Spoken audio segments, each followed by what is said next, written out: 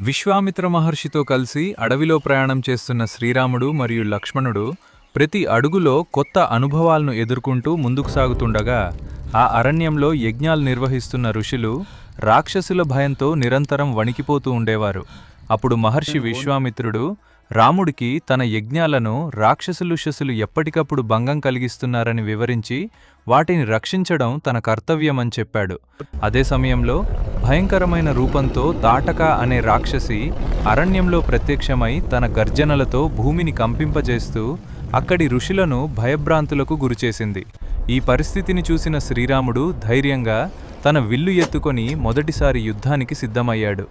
గురువు ఆజ్ఞను గౌరవిస్తూ ధర్మాన్ని కాపాడటమే తన కర్తవ్యం అని భావించి తాటకపై బాణాన్ని సంధించి ఆమెను సంహరించాడు.